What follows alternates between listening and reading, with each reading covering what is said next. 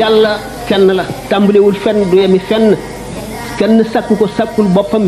jekkiwul jekki am du lot lépp lu am moo ko def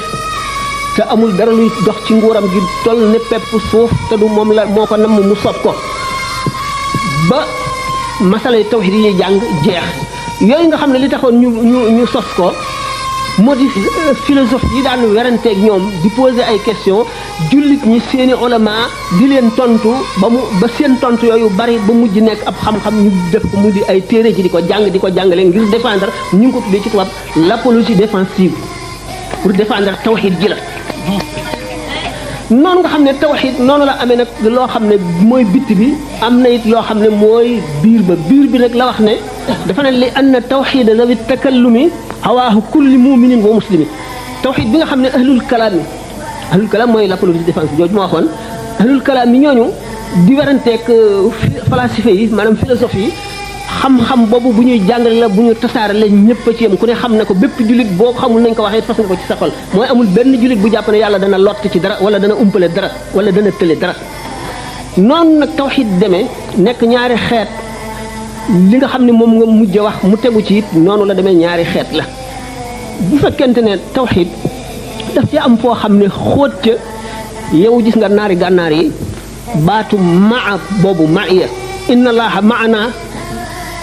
ma yakunu min najwa salasatin illa wa rabi'un wala xamsatin illa wa sadisun wala adna min zalika wala aksara illa huwa maahum maa yi ànd gi tekki ànd te suñu borom wax ko ci alquran lu bari amul ñaari nit ñuy déeyaale wala ñett lu dul ñaari nit ñi lu dul maa leen ñetteel ñett nit ñi lu dul maa leen ñeenteel ñeent ñi lu dul maa leen juróomeel amul lu ko gën a néew wala su gën a bari lu dul maa ngeeg ñoom suñu borom ne ànd naa ko way muñ ñi ànd googu nag dafa posé problème bu mag ci gànnaar diggante borom xam-xam yi li ma lay wax ne la alquran suñu borom dafa ne minhu ayatun muhkamatun hunna ummul kitab wa ukhra mutashabihatun fa amma alladhina fi qulubihim zayghun fayattabi'una ma tashabaha minhu ibtigha'a al-fitnati wa ibtigha'a ta'wilihi wa ma ya'lamu ta'wilahu illa Allah alquran buñ la ne alif lam mim amul kenn ci fuqaha yi ko xam lu alif tekki wala laam lu mu tekki wala mim lu mu tekki wala lu ci suñu borom jublu ha mim amu ci kenn ku ci xam lenn ayn sin qaaf alif lam ra ta ha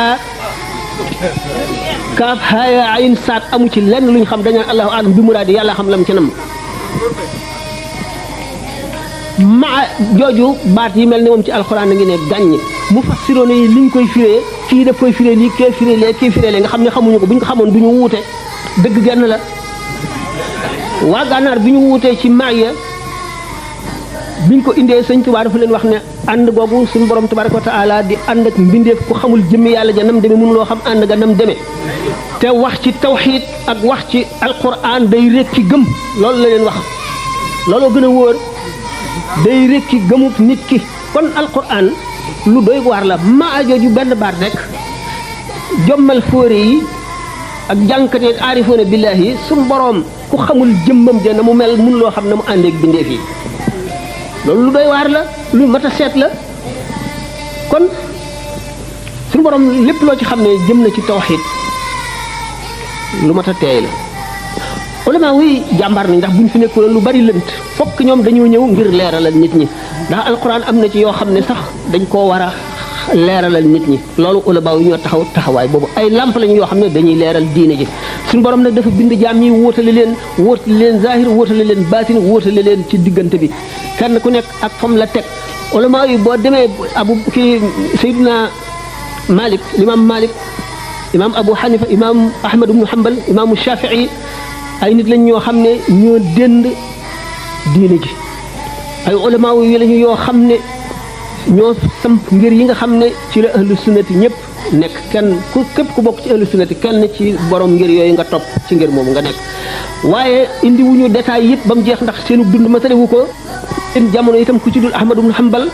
xadis yi dajale wuñ ko daje gu bari goo xam ne masala buñ la laaj nga mën koo génne ci xadis imam Malik laaj nañ ko mat ñeent fukki laaj mu tontu ci fukk ak juróom-ñett yi ci des yëpp mu ne xaw ma imam Ahmad ibn Hanbal mi nga xam ne bi mu dikkee fekk nañu dajale xadis ba mu daj laaj nañ ko juróom fukki laaj ci benn jotaay xadis